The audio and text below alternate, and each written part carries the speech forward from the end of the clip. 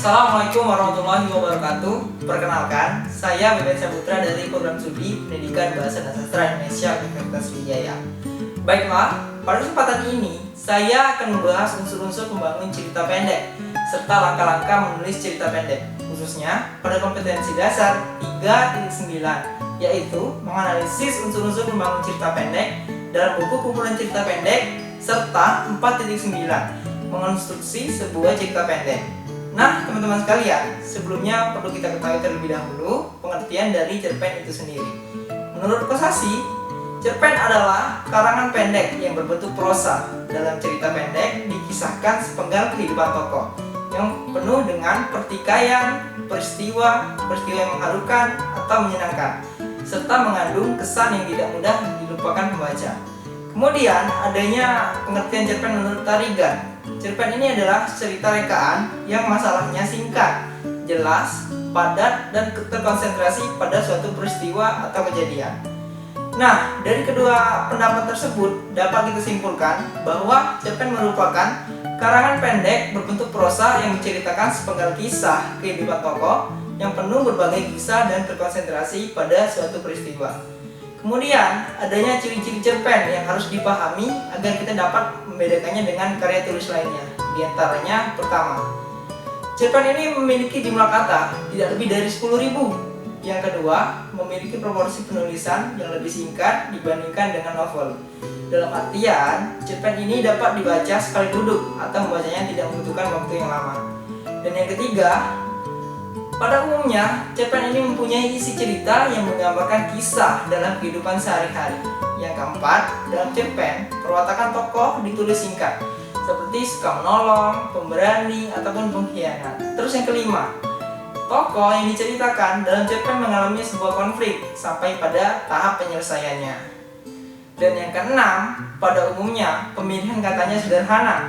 Mengapa harus sederhana? Agar memudahkan para pembaca untuk memahaminya. Yang terakhir, bersifat fiksional serta memberikan pesan dan kesan.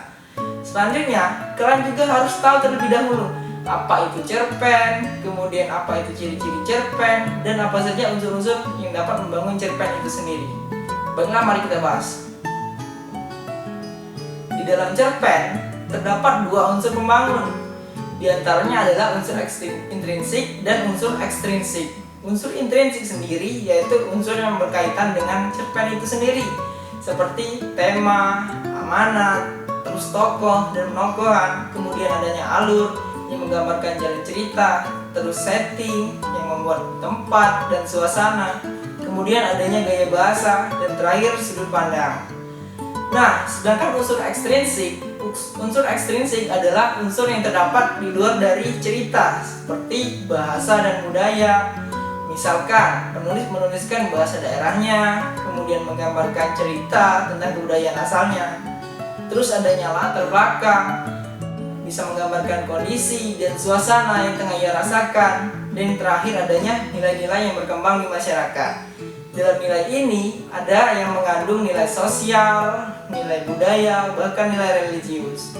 Setelah kalian paham unsur intrinsik dan ekstrinsik, kalian juga harus memahami struktur cerpen. Jadi, struktur cerpen itu ada urutannya, mulai dari abstrak, yaitu pengenalan tokoh, karakternya seperti apa, settingnya di mana, suasananya seperti apa, terus orientasi, kemudian komplikasi, dimulai puncak permasalahan, kemudian adanya klimaks, terus evaluasi, mulai adanya penyelesaian dari permasalahan tokoh, kemudian resolusi, dan yang terakhir koda. Selain itu, struktur cerpen ini harus identik dengan alur, artinya tidak harus berurutan, boleh dibolak-balik urutannya, seperti alur campuran, alur mundur, dan alur maju. Intinya harus berdasarkan tahapan-tahapan perkembangannya. Nah, teman-teman sekalian, sekarang kita bahas hasil analisis unsur-unsur pembangun cerita pendek. Pada kesempatan ini, saya telah menganalisis unsur-unsur pembangun cerita pendek yang terdapat pada karya Sena Gumira Aji Dharma dengan cerpen yang berjudul Maria. Dalam hasil analisis ini, yang pertama, terdapatnya tema. Tema sendiri merupakan suatu amanat utama yang disampaikan melalui karangan, atau bisa dikatakan tema ini adalah ruh dari setiap karya cerpen. Tema yang terdapat dalam cerpen Maria adalah hilangnya nurani seorang ibu. Tema tersebut tercermin dalam isi cerita yang diawali dengan penantian Maria, seorang ibu yang menanti kedatangan anak bungsunya yang telah 1 tahun tidak kembali. Konfliknya muncul ketika setahun kemudian saat sang anak kembali pulang, namun dalam kondisi yang sudah cacat, sehingga sang ibu tidak mau mengakuinya lagi dan akhirnya sang anak diusir. Berikut adalah kutipannya. Lelaki rongsokan itu menguncang-uncang ibunya. "Kamu bukan Antonio. Antonio ku tampan sekali seperti malaikat. Kamu bukan Antonio. Mereka menghajarku, Mama. Mereka menghajarku setiap hari karena aku tidak pernah mau mengaku. Aku tidak pernah melakukan apa-apa, Mama. Jadi aku tidak bisa mengaku apa-apa.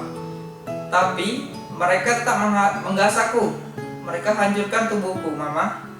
Kawan-kawan tidak mengenaliku lagi. Mulutku begitu rusak sampai suaraku berubah. Tapi akulah Antoniomu. Percayalah padaku. Kamu bukan Antonio. Kamu Antonio yang lain." Kemudian yang kedua, cerpen ini mengandung sebuah amanat. Amanat atau pesan moral merupakan petunjuk yang sengaja diberikan pengarang tentang berbagai hal yang berhubungan dengan masalah kehidupan, seperti sikap, tingkah laku, dan sopan santun pergaulan. Nah, setelah dianalisis, secara umum terdapat 3 amanat yang ditemukan dalam cerpen ini. Antara lain bersikap pesan moral. Yang pertama, cerita ini mengajarkan agar kita tidak memiliki rasa putus asa jika mempunyai harapan. Yang kedua, cerita ini mengajarkan agar kita bisa belajar menerima kenyataan. Dan yang ketiga, cerita ini mengajarkan kita tentang kebesaran hati. Berikut salah satu kutipan yang menjelaskan isi pesan moral tentang kebesaran hati dalam cerpen yang berjudul Maria. "Mama Evangelista, aku akan pergi, meski aku tak tahu tempat yang paling baik untuk kembali selain kemari. Barangkali memang belum waktunya bagi kita untuk merasa berbahagia. Rupa-rupanya bumi ini memang sudah bukan rumah kita lagi. Kalian tidak mengenalku, tapi percayalah, tiada Antonio lain selain aku yang menjadi keluargamu. Selamat tinggal. Jagalah dan Evangelista, jagalah dia, Evangelista, atas nama cintamu padanya." Nah, dari sikap Antonio dalam cerita yang memberikan pesan moral yang sangat baik, yaitu mau berbesar hati menerima penolakan dari Maria, ibunya. Bahkan masih berpesan kepada bibinya agar tetap menjaga sang ibu dengan baik dan setelah peninggalannya. Yang ketiga, terdapatnya tokoh dan watak tokoh. Pertama, pengertian tokoh. Tokoh adalah pelaku pengemban peristiwa dalam cerita rekaan, sehingga terjalin sebuah peristiwa. Kemudian, tokoh cerita mendapatkan suatu proses, yaitu proses penokohan. Nah, penokohan ini adalah cara sastrawan menampilkan tokoh. Penokohan dapat disebut juga sebagai karakterisasi atau perwatakan. Kemudian, sifat yang melekat pada seorang tokoh dapat tercermin pada pikiran, ucapan, dan pandangan tokoh terhadap sesuatu. Sebelum menganalisis sifat-sifat tokoh, kita harus tahu terlebih dahulu tata cara menganalisisnya. Berikut adalah tata caranya. Pertama, mendeskripsikan karakteristik pelaku cerita. Yang kedua, mendeskripsikan jalan cerita yang terlintas dalam pikiran tokoh. Terus yang ketiga, mendeskripsikan bagaimana reaksi pelaku terhadap kejadian dalam cerita. Yang keempat, mendeskripsikan keadaan lingkungan sekitar dan para pelaku. Yang kelima, yang terakhir, mendeskripsikan bagaimana pandangan tokoh terhadap tokoh lain utama. Berdasarkan hasil analisis, tokoh yang terdapat dalam cerpen Maria, yaitu terdapat 5 tokoh, antara lain Maria, Antonio, Ricardo, Gregorio, dan Evangelista. Watak dari kelima tokoh tersebut berbeda-beda. Pertama, tokoh Maria. Maria ini adalah seorang ibu yang memiliki 2 orang putra, yang sulung bernama Ricardo dan yang bungsu bernama Antonio. Maria juga mempunyai suami yang bernama Gregorio. Penokohan para tokoh Maria dapat diketahui melalui tingkah laku, pikirannya, dan percakapannya dengan tokoh lain. Sifat dari tokoh Maria ini adalah sabar dan penyayang. Berikut kutipannya. "Sudah setahun Maria menunggu Antonio, tapi sampai hari ini ia belum pulang juga. Sudah setahun Maria membiarkan pintu pagar, pintu rumah, dan jendela-jendela terbuka agak lebih lama setiap senja. Karena barangkali saja akan kelihatan olehnya Antonio berjalan pulang dari kejauhan dan berlari-lari memeluknya. Tapi tidak seorang pun yang berlari-lari memeluknya sambil berseru "Mama". Kemudian, tokoh Maria ini termasuk juga ke dalam jenis tokoh antagonis, yaitu yang menjadi penentang utama dari protagonis. Berikut kutipannya. "Kamu bukan Antonio. Aku Antonio. Aku Antoniomu." Lelaki merongsokan itu menguncang-uncang ibunya. "Kamu bukan Antonio. Antonioku tampan sekali seperti malaikat. Kamu bukan Antonio." Kedua, adanya tokoh Antonio. Antonio adalah anak bungsu Maria. Antonio merupakan pemuda yang tampan dan memiliki fisik yang nyaris sempurna. Penokohan Antonio dapat diketahui secara langsung dan juga tidak langsung, yaitu melalui pikiran Maria dan dari percakapan Antonio dengan tokoh Evangelista dan Maria. Kemudian, sifat dari tokoh Antonio ini ialah pertama, teguh pada pendirian dan berjiwa besar. Berikut kutipannya. "Evangelista, kamu juga tidak mengenalku. Lihat aku Antonio. Mereka telah merusak tubuhku, tapi mereka tidak bisa menghancurkan jiwaku. Mereka mempermak aku setiap hari karena aku tidak mau mengaku. Tapi itu hanya membuat aku semakin hari semakin kuat. Aku memang bukan Antonio yang dulu lagi, Evangelista. Tapi aku tetap Antonio keponakanmu, Antonio anak Gregorio dan Maria. Aku Antonio adik Ricardo." Ketiga, adanya tokoh Ricardo. Ricardo merupakan putra sulung Maria, kakak Antonio. Penokohan Ricardo dapat diketahui melalui reaksi tokoh Maria terhadapnya. Kemudian, pada tokoh Ricardo, ia memiliki sifat pendendam dan kejam. Berikut kutipannya. Kata orang, Ricardo tak pernah membiarkan serdadu musuh melepas nyawanya. Tanpa kesakitan yang teramat sangat, Ricardo telah menjadi seorang penyiksa. Kematian sang ayah telah menjadikan Ricardo sosok pemuda yang sangat kejam di medan perang. Ia berusaha membayar nyawa sang ayah dengan nyawa para serdadu tersebut. Kemudian, jenis tokoh. Tokoh Ricardo ini termasuk juga dalam jenis tokoh tambahan di dalam cerpen, karena hanya sekali disebut dan tidak secara langsung terlibat dalam cerita. Keempat, adanya tokoh Gregorio. Gregorio adalah suami Maria, ayah dari Ricardo dan Antonio. Gregorio adalah kepala keluarga yang sangat dicintai oleh anak dan istrinya. Kemudian, tokoh Gregorio ini memiliki sifat yang gagah perkasa. Ia rela mati di tangan serdadu musuh dalam medan perang. Berikut kutipannya. "Maria telah kehilangan Gregorio, suaminya yang perkasa. Kata orang, tubuhnya hancur berkeping-keping, menjadi serpihan daging yang berserakan."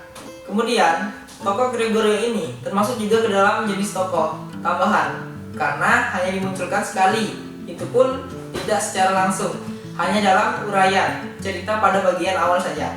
Berikut kutipannya. "Maria telah kehilangan Gregorio, suaminya yang perkasa. Kata orang, tubuhnya hancur berkeping-keping, menjadi serpihan daging yang berserakan." Tokoh yang terakhir adalah Evangelista. Evangelista adalah adik dari Maria. Evangelista adalah orang yang Maria sayangi setelah Gregorio tewas. Penokohan pada Evangelista dapat diketahui melalui percakapan antara Evangelista dengan Maria dan melalui tingkah laku Evangelista terhadap Maria. Kemudian, tokoh Evangelista ini memiliki sifat yang setia dan suka melindungi. Kesetiaan Evangelista dapat diketahui melalui percakapan dengan Maria. Berikut kutipannya. Evangelista memeluk Maria dari belakang.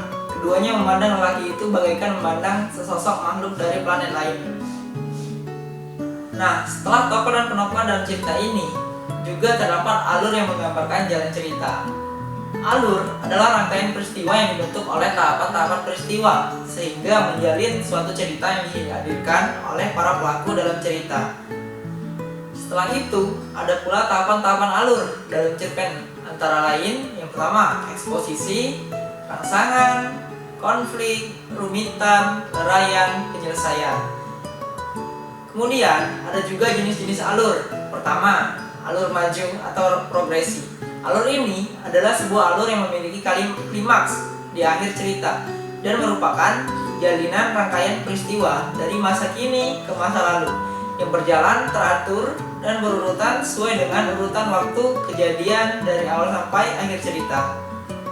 Kedua adalah alur mundur atau regresi. Alur ini ialah sebuah alur yang menceritakan tentang masa lampau yang memiliki klimaks di awal cerita dan merupakan jalinan atau rangkaian peristiwa dari masa lalu ke masa kini yang disusun tidak sesuai dengan urutan waktu kejadian dari awal sampai akhir cerita. Terus yang terakhir adalah alur campuran. Alur ini adalah alur yang diawali klimaks, kemudian melihat lagi masa lampau dan dilanjutkan sampai pada penyelesaian yang menceritakan banyak tokoh utama sehingga cerita yang satu belum selesai kembali ke awal untuk menceritakan tokoh yang lain. Nah, secara umum alur cerpen berjudul Maria ini adalah alur maju atau progresif karena peristiwa yang dikisahkan bersifat kronologis dan berkesinambungan dari awal, tengah, sampai akhir. Struktur alur cerpen ini adalah sebagai berikut. Pertama, eksposisi. Eksposisi atau paparan adalah bagian karya sastra yang berisi keterangan mengenai tokoh serta latar. Eksposisi dalam cerpen Maria yaitu mengenalkan sosok Maria yang sudah setahun menunggu Antonio yang tak kunjung pulang. Berikut kutipannya. Sudah setahun Maria menunggu Antonio, tapi sampai hari ini ia belum pulang juga. Sudah setahun Maria membiarkan pintu pagar, pintu rumah, dan jendela-jendela terbuka agak lebih lama setiap senja. Karena barangkali saja akan kelihatan olehnya Antonio berjalan pulang dari kejauhan dan berlari-lari memeluknya, tapi tidak seorang pun yang berlari-lari memeluknya sambil berseru, "Mama."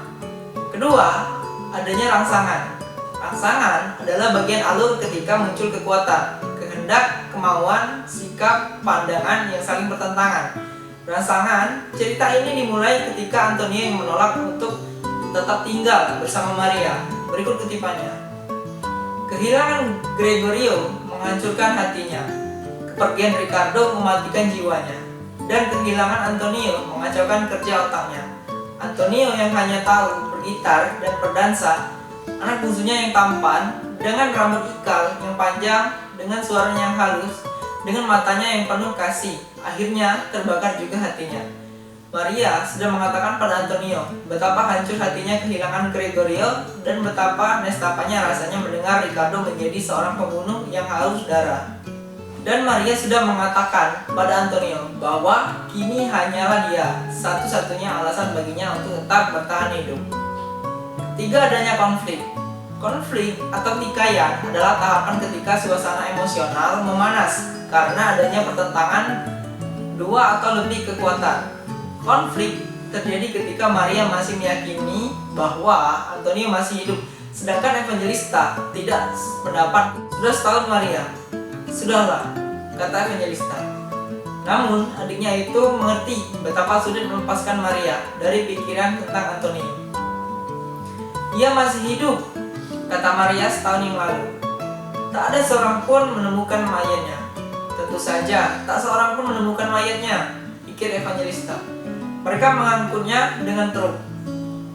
Selanjutnya adalah rumitan. Rumitan atau komplikasi merupakan tahapan ketika suasana semakin panas karena konflik semakin mendekati puncaknya. Rumitan dalam cerita terjadi ketika Antonio kembali namun dalam keadaan yang jauh berbeda dan Maria tidak mengenalinya. Kutipannya sebagai berikut. Mama, aku telah kembali, Mama. Tapi Maria tidak bereaksi, hanya berdesak. Antonio, ya, aku Antoniomu. Mama tidak mengenalku. Di hadapan Maria bersimpuh seorang pemuda, tapi Maria tidak mengenalnya. Kepalanya penuh pitak seperti hutan gundul dengan cukuran yang tidak teratur. Matanya yang sebelah kiri tertutup, sedangkan yang kanan meskipun masih terbuka, tapi juga terpicing-picing setengah tertutup. Wajahnya penuh dengan bekas luka, codet yang diagonal dari kanan ke kiri, dari kiri ke kanan. Ia tidak bertelinga, hidungnya seperti pindah dari tempat semula, mulutnya mencong dan gigi depannya ompong. Bajunya lusuh, tidak bersandal dan segenap kuku jari-jari kaki dan tangannya tampak telah dicabut dengan paksa. Ia sangat kurus, kering. Hanya dari matanya yang setengah terpicing-picing itu terlihat tanda kehidupan yang membara. Selebihnya adalah rongsokan. Kamu bukan Antonio. Kemudian adanya klimaks. Klimaks atau titik puncak cerita. Bagian ini merupakan tahapan ketika pertentangan yang terjadi mencapai titik optimalnya. Puncak cerita dalam cerpen Maria yaitu ketika Maria bersikukuh tidak mau mengakui Antonio sebagai anaknya, dan akhirnya Maria mengusir Antonio. Kutipannya sebagai berikut. Evangelista, kamu juga tidak mengenalku. Lihatlah aku Antonio. Mereka telah merusak tubuhku, tapi mereka tidak bisa menghancurkan jiwaku. Mereka mempermak aku setiap hari karena aku tidak mau mengaku. Tapi itu hanya membuat aku semakin kuat. Aku memang bukan Antonio yang dulu, Evangelista, tapi aku tetap Antonio ponakanmu. Antonio, anak Gregorio dan Maria. Aku Antonio, adik Ricardo. Selanjutnya itu lerayan. Lerayan adalah bagian struktur alur yang alur sudah tercapai klimaks dan krisis, merupakan peristiwa yang menunjukkan perkembangan lakuan ke arah selesaian. Dalam tahapan ini, kadar pertentangan meredah. Lerayan dalam cerita ditandai dengan kebesaran hati Antonio menerima penolakan Evangelista dan Maria. Kutipannya sebagai berikut.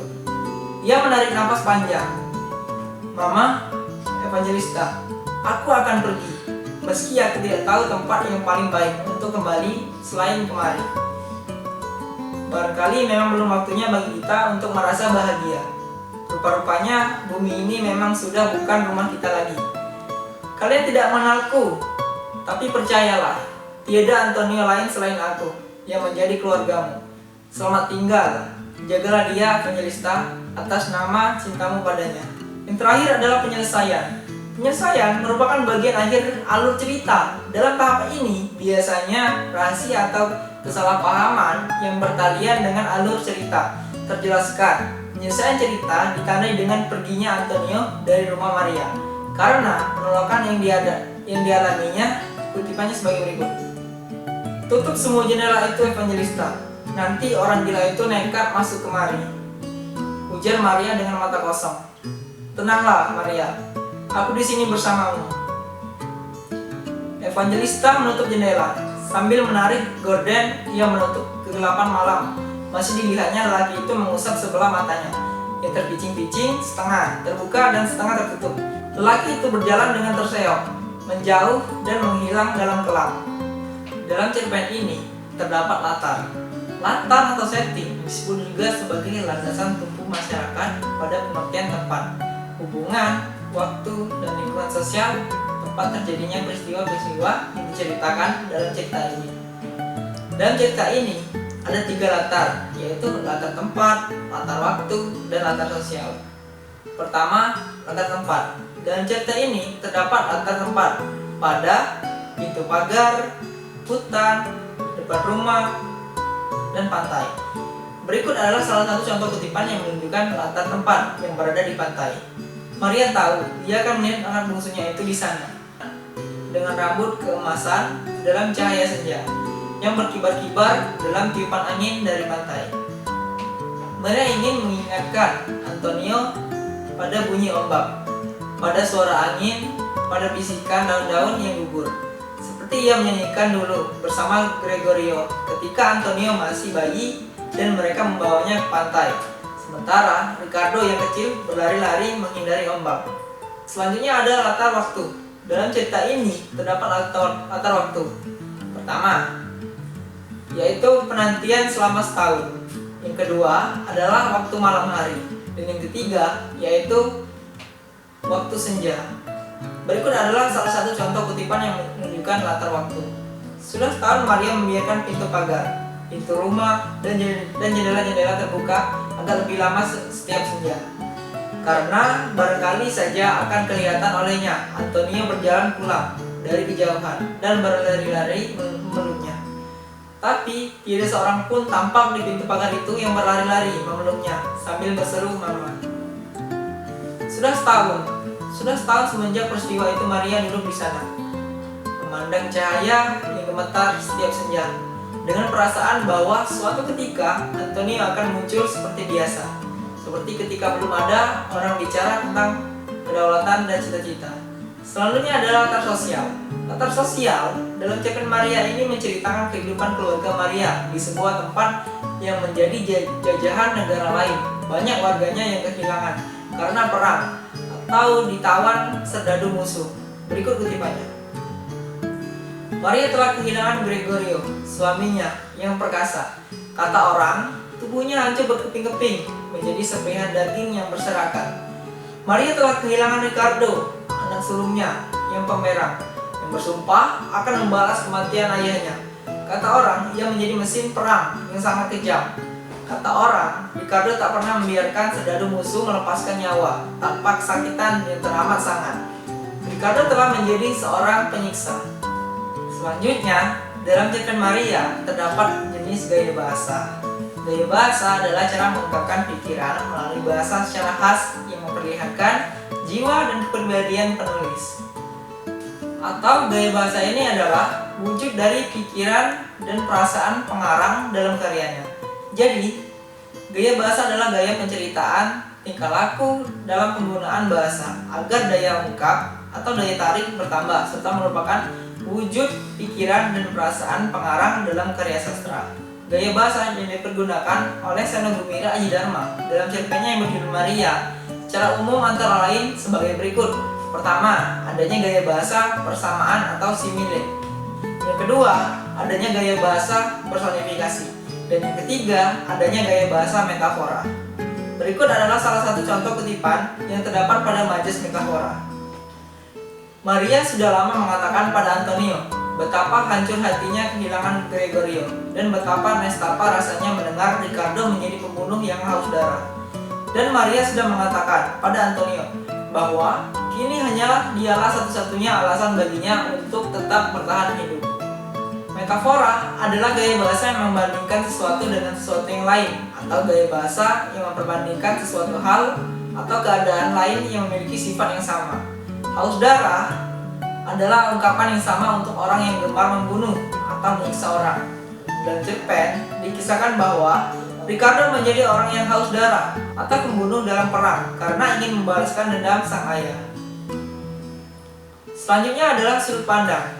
Yang terakhir adalah sudut pandang. Sudut pandang pada sebuah cerita merupakan jarak atau pandang yang dipergunakan pengarang sebagai sarana untuk menyajikan tokoh, tindakan, latar, dan berbagai peristiwa-peristiwa yang membentuk cerita dalam sebuah karya fiksi kepada pembaca. Dalam hal ini, ada beberapa jenis sudut pandang. Yang pertama, sudut pandang persona ketiga adalah dia. Dalam hal ini, narator adalah seorang yang berada di luar cerita, yang menampilkan tokoh-tokoh cerita dengan menyebut nama atau kata gantinya ia, dia, mereka. Yang kedua, sudut pandang persona pertama adalah aku. Dalam hal ini, narator adalah seorang yang ikut terlibat dalam cerita. Yang ketiga, sudut pandang persona kedua adalah kau. Hal ini merupakan sebagai variasi cara memandang oleh tokoh aku dan dia. Yang keempat, sudut pandang campuran pengarang dapat berganti-ganti dari teknik yang satu ke teknik yang lain untuk sebuah cerita yang dituliskannya. Sudut pandang dalam cerpen Maria ini menggunakan sudut pandang persona ketiga, yaitu dia. Karena narator berada di luar cerita yang menampilkan tokoh-tokoh cerita dengan menyebut dengan kata gantinya ia, dia, mereka, seperti pada contoh kutipan berikut. Sudah setahun semenjak peristiwa itu Maria duduk di sana, memandang cahaya yang gemetar setiap senja, dengan perasaan bahwa suatu ketika Antonio akan muncul seperti biasa, seperti ketika belum ada orang bicara tentang kedaulatan dan cita-cita. Maria ingin mendengar Antonio bercerita tentang apa saja yang ringan-ringan saja, seperti tentang wanita-wanitanya. Nah, setelah kita paham cara menganalisis unsur-unsur pembangun cerpen, selanjutnya kita bahas langkah-langkah menulis cerpen. Pertama yang harus dilakukan adalah menentukan tema. Tema bisa didapat dengan berbagai cara. Salah satunya adalah membayangkan suatu kejadian yang benar-benar membuat kita terkesan. Contoh tema, persahabatan. Dari tema tersebut, kita bisa memikirkan apa saja isi dari cerita sebuah kisah persahabatan, seperti terjadinya kemusuhan, pertikaian, bencana, dan lain-lain. Selain itu, tema cerita bisa juga diperoleh dari kehidupan sehari-hari dan bisa juga diperoleh dari sumber lain seperti internet, buku, TV, radio, majalah, dan lain sebagainya. Langkah kedua dalam penulis cerpen adalah menuliskan semua hal yang berhubungan dengan tema yang sudah ditentukan. Contoh dalam tema persahabatan.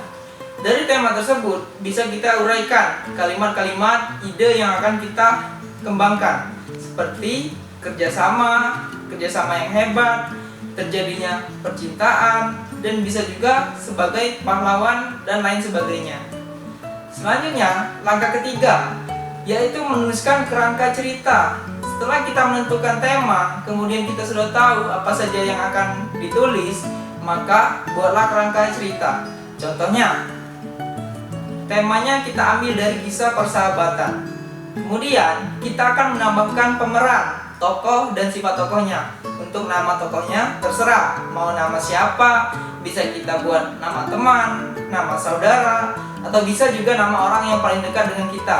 Contoh, misalkan Risma berwatak mudah marah tetapi pemaaf. Kemudian Uras berwatak centil tetapi sabar. Selanjutnya Asmi berwatak sombong, centil, dan ekspresif. Kemudian Nuna berwatak senang bertanya.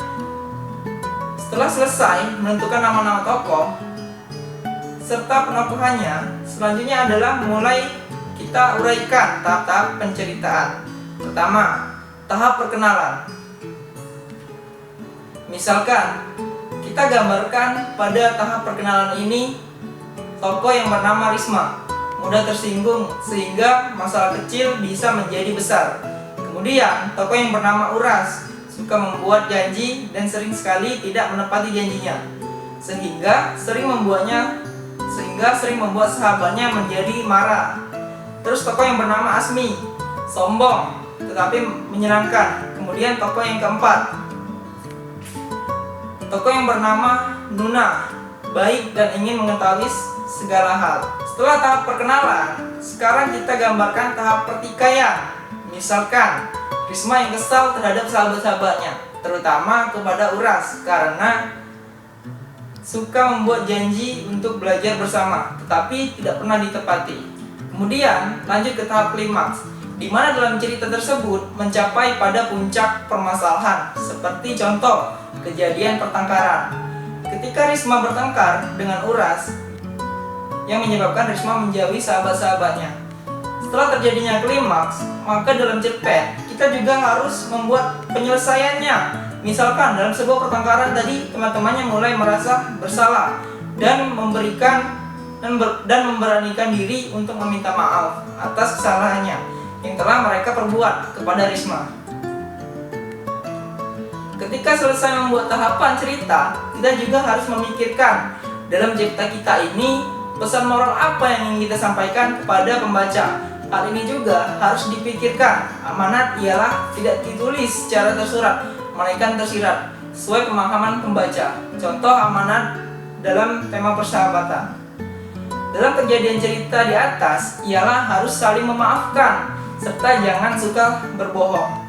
Kemudian dalam menuliskan kerangka cerita, kita juga harus memikirkan settingnya, di mana keadaannya seperti apa dan wataknya kapan. Contoh dalam tema persahabatan, terdapatnya tempat cerita di kelas dan kantin. Kemudian suasananya gembira, kecewa, tegang, dan mengharukan. Setelah itu, waktu kejadiannya pada pagi hari, siang hari, dan jam istirahat sekolah.